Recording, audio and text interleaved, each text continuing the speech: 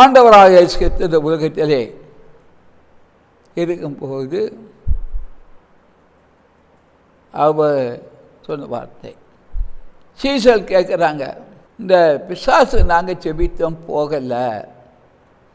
அவர் அந்த பிசாசு அதை போயிட்டு, ஆனால் சீசர்கள் தொத்தப்படி கேட்குறாங்க. இப்போ தான் ஆண்டு சொல்கிறார் மத்தேயு 11:21, இந்த ஆதி பிசாசு செபத்தினாலும் உபவாசத்தின் போகாது. ஏன் அவர் சாதி பிசாசுன்னு சொன்னார் தெரியுமா? சாரா மாறு வேடத்தில் இருக்கும், பல ரூபங்களில் அந்த ஆவி செயல்படும். அதுதான் சாதி பிசாசு. அக்காமாய் வரும், அண்ணமாய் வரும், தம்பி வரும், தங்கச்சிமார் வரும், ஊழியக்காரங்களை வரும், உறவினங்களை வரும், வேடத்தை மாற்றி மாற்றி வரும். அந்த சாதி பிசாசுக்கு போனோம்னா ஒரு வழி இருக்குது.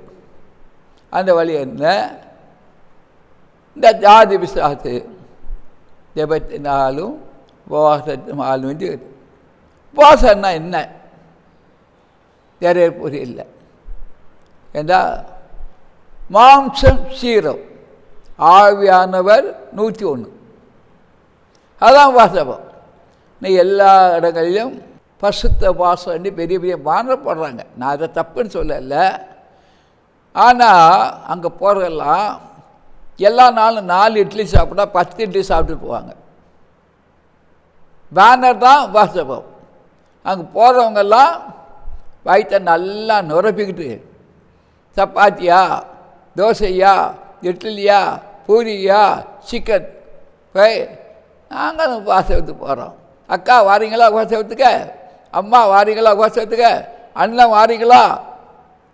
நீ என்ன போய் என்ன போகலன்னு என்ன அது உபவாசமா? நீ தேவனை ஏமாட்டுக்கிறான், தேவனை ஏமாத்துக்கிறான். அப்போ அவனுக்கு பசுத்த உபவாசம் கொடுக்க ஜெபம் பேனருக்கு, போஸ்ட்டு, டிவியில் அலவன்ஸ் எல்லாம் பண்ணுறாங்க. நான் தப்புன்னு சொல்லலை. நீ அதுக்கு தகுதி உள்ள பாத்திரமா போறியா? போனால் தானே ஒரு விடுதலை கிடைக்கும், இல்லைன்னா எப்படி விடுதலை கிடைக்கும்? அவன் தான் மாறு வேடத்தில் இருக்கிறான். அந்த சாத்தா மாறு வேடத்தில் வந்து உன்னை ஜூஸ் குடிக்க வைக்கிறான். அவன் தான் சாப்பிட சொல்கிறான், தான் டீ சாப்பிட வைக்கிறான், தான் பிரியாணி சாப்பிட வைக்கிறான், தான் உன் உபவாசத்தை கலைச்சிடுவான் அவன். நீ எந்த ஆசீர்வாதத்துக்காக நீ ஒரு எய்மோடு போறியோ, நீ போகிற வழியிலே அவன் உனக்கு முன்னாக போயிடுவான். நீ பிரயாணம் பண்ணிட்டு போயிட்டு இருப்பா உபவாசம் கூட்டத்துக்கு. அங்கேயே அவன் சொல்லுவான், ஏதோ சதித்தோ சோறு கொடுப்பான். சோறு கொடுத்தாலும் அங்கே ஒரு கொட்டைஸ் கடையை காட்டுவான். ஏன் அங்கே வரவங்கெல்லாம் இந்த உபவாசத்தோட வராங்க, ஏன் நான் அந்த கோல்ட்ரிங்க்ஸ் குடிக்கக்கூடாது, ஜூஸ் குடிக்கக்கூடாதுன்னு சொல்லி, அப்போது அவன் மாறு இடத்துல வந்து உன் உபவாசத்தை கலைச்சிடுவான். அப்போ நீ அங்கே போய் என்ன, நீ எந்த எய்ம் அது ஒரு தோல்வி ஆகி போகுது. அதுதான் ஆண்டு சொன்னார். சீசர் கேட்குறாங்க, ஐயா நீங்கள் அந்த பிசாசை போக சொன்னீங்க, அது போயிட்டு எங்களால் அதான் தோற்ற முடியலன்னா இவங்க வந்து அபாத்திரமாக இருக்கிறாங்க, பாத்திரமாக இல்லை, அதனால் அந்த பிசாசு போகலை. இதுதான் காரணம். இல்லைன்னா அது போயிடும். ஒரு சமயத்தில் அரக்கோணத்தில் ஒரு சபையில் எங்களை ஒரு வாலிப அசத்தாவி ஜெபிக்க அழைத்தாங்க. நாங்கள் அங்கேருந்து ஒரு 10 பேர் போனோம், அம்பத்தூர்லேருந்து போது. அங்கே அது ஒரு ஆவிக்குரிய சபையில் ஒரு வாலிப்பிள்ளை கூட வச்சுருக்காங்க. பல நாளாக அந்த ஆவியை அவ்வளோ அலக்கழிக்குது. அப்போ எங்கள் கூட ஒரு ஊழியக்காரர் வந்து 5-6 பேர் போனோம். போய் ஜெபத்தை ஆரம்பிச்சோன்னா சொல்லிச்சு, அந்த அசுத்தாயி பிடித்த சகோதரி அந்த நபரை கூப்பிட்டு, நீ எங்களை தந்திருக்கிறியான்னு கேட்டு. அப்போ உடனே இவர் மிரண்டார். அப்போ தனியாக கூட்டிகிட்டு, ஐயா நீங்கள் உபவாசத்தோடு வந்தீங்களா? இல்லை சாப்பிட்டு வந்து அது சொல்லுது.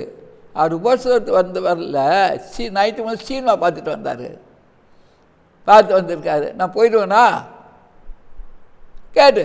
உண்மை அரக்கோணம் நடந்த சம்பவம் பல ஆண்டுகளுக்கு முன்னே. அப்போ நான் அந்த ஐயாவை தனியாக கூப்பிட்டு, அவர் ஒரு ஆவிக்குரிய உன்னதமான சபைக்கு போகிற ஒரு மனிதன், உண்மையானு கேட்டேன். ஆமாம், தப்பு பண்ணிட்டேன்னாரு. உடனே நீங்கள் போயிருக்க ஐயா, நேரே டிக்கெட் எடுத்து வீட்டுக்கு போயிருங்கன்ட்டேன்.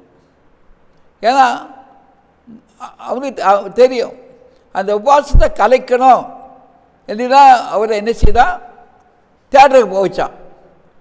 இது ஃபெயிலியர் ஆகணும், அனுகூலம் இருக்கக்கூடாது.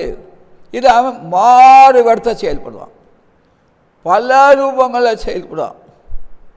ஏன்னா நீங்கள் எந்த எய்மில் இருக்கலோ அதுக்கு நீங்கள் போகிறக்குள்ள அவன் போயிடுவான். யோக புத்தகத்தில் அப்படி தானே இருக்கு. ஏதா கேட்குறான், யோபு நீ எங்கேருந்து வந்தான்னு கேட்குறா தேவன். நான் உலகமும் சுற்றிட்டு வந்தேன். எங்கே ஜெபம் பண்ணாலும் நம்ம ஜெபிக்க போகிறதுக்கு முன்னே அந்த வீட்டுக்கு போகிறது அவன் போயிடுவான். யார்? சாத்தான் போயிடுவான். போய் அந்த குடும்பத்தில் ஒரு கலவரத்தை உண்டு பண்ணுவான், இல்லை ஊழியக்காரர்களை கலவரத்தை உண்டு பண்ணுவான், இல்லைன்னா ஏதாவது சிக்னஸ் மை காட் ஜீசஸ் பலவீனத்தை கொண்டு வருவான், இல்லை வேக்கலை போகிறான் வேக்கலை புரட்டுவான். அது அவன் தான் தரும். அதுதான் ஃபவுண்டேஷன், உறுதியான ஃபவுண்டேஷனாக இருக்கணும். அதுக்கு ஒரு ஃபவுண்டேஷன் இருக்காது. ஊழியத்தையும் அழைச்சாரன்னா உண்மை உள்ள மனிதன் பரிபூர்ண ஆசீர்வாதத்தை பெற்றுக்கொள்வான்.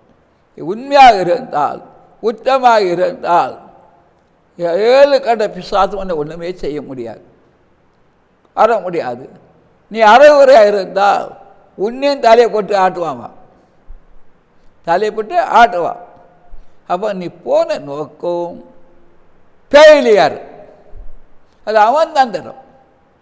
எல்லாரும் ஊழிய செய்கிறாங்க, நானும் ஊழிய செய்கிறேன்னு சொல்கிறாங்க.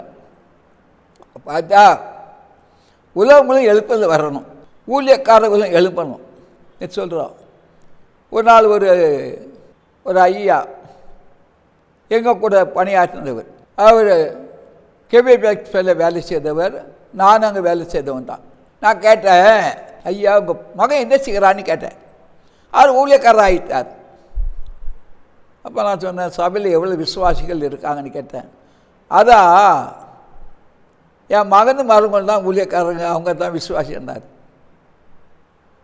இப்போ நான் ஒன்று சொல்லலை, ஏன்னா அது அவராக உருவாக்கின ஊழியக்காரங்க, தேவனாக உருவாக்கல.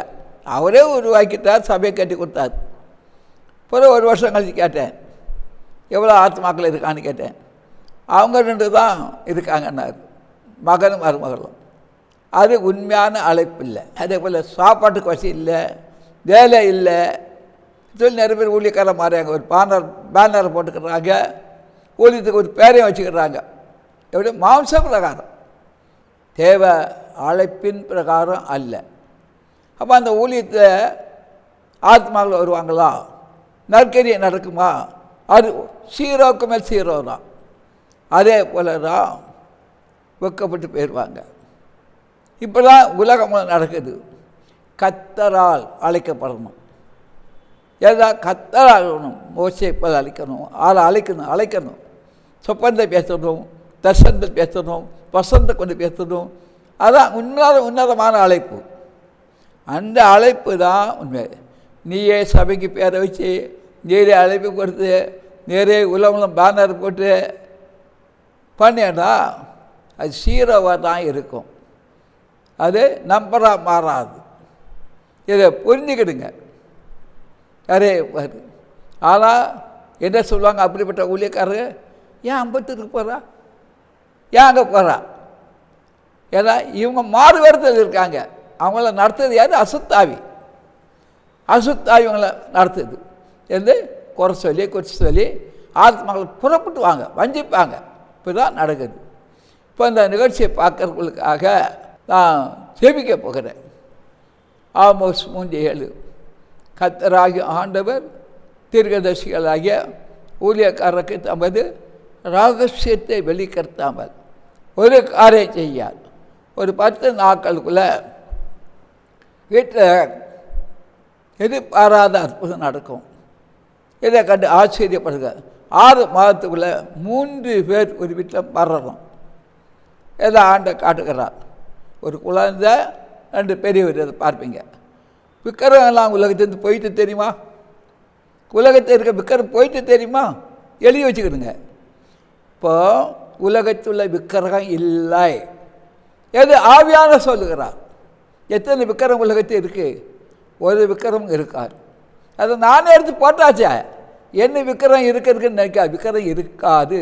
ஏசியா 2:18 விக்கிரம் கட்டோடு ஒளிந்து போகும். நான் விக்கிரத்தை எடுத்து போட்டுட்டேனே ஆண்டவர் சொல்லுகிறார். அவிசுவாசம் இருக்காங்க உலகத்தில். மேன்மையாக இருக்கிறாங்க தெரியுமா? அவங்களாம் கஷ்டம். அதே போல் மேன்மை இல்லாதவர்களாம் அற்புதம். ஆண்டவர் சொல்லுகிறார். படிக்கிற பிள்ளைகளுக்கும் அற்புதம். ஞானத்துக்கு நிறைய பேர் என்ன இப்போ நினைக்கிறாங்க, ஜெபம் பண்ணுறாங்க. விசேஷ ஜெபங்கள்லாம், எனக்கு நீட்டில் நல்ல மார்க் வாங்கணும், நான் மருத்துவம் படிக்கிறேன். நீ இதுவரை என்ன செய்தா? தூங்கிக்கிட்டு இருந்தா. ஏந்தா தூங்கிட்டு இருந்தா? ஜபிக்கலை, ஆலயத்துக்கு போகலை. இப்போ நீட்டில் மட்டும் நல்ல மார்க்கான்னு நினைக்கிறான். ஒருபோதும் கிடைக்காது. ஒருவன் எதை விதைத்தான்னு அதை அறுப்பான். நல்லதை விற்ற நல்லதாக இருப்பான், கெட்டதும் கெட்டதாக இருப்பான். அவன் விற்று அறுப்பான். இதுதான் ஆண்டு வார்த்தை. ஆனால் இப்போ ஜெபனி பிரயோஜனம் இல்லை. உன்னுடைய ஃபவுண்டேஷன் ஆரம்பத்தில் நீ ஜெபிக்கக்கூடிய ஒரு மகன், வேதம் வாசிக்கிற மகன், ஆலயத்துக்கு வரும் மகனாக இருந்தால் உனக்கு அனுகூலம் கிடைக்கும், அற்புதம் கிடைக்கும். நீ தூங்கிக்கிட்டு இருந்துட்டு கடைசியில் எனக்கு ஆசீர்வாதம் வராது. ஏன்னா இதுக்கு யார் ரெக்கமெண்ட் பண்ணணும்? ஊழியக்கார ரெக்கமெண்ட் பண்ணால் கிடைக்குமா? பெரிய மீட்டிங் போனால் நடக்குமா? ப்ரிசல்ட் ஒருபோதும் நடக்காது. ஏமாந்து போகாத. சாத்தாவுண்ட படிக்காதபடி, தெவிக்காதபடி தேவசனத்தை வஞ்சித்து விட்டான். எது கிடைக்காது, தீரோ தான். ஒருவேளை மனம் திரும்பி மறுபடியும் நீ படிக்க தொடங்கினா அதை அனுகூலம் செய்வார். ஒரு விழா ஒரு வீட்டில் நடக்குது, திருமண விழா. துக்க விழா தான், திருமண விழாவும் இல்லை, துக்க விழாவும் இருக்கும். அதை ஆண்டை காட்டுகிறார்.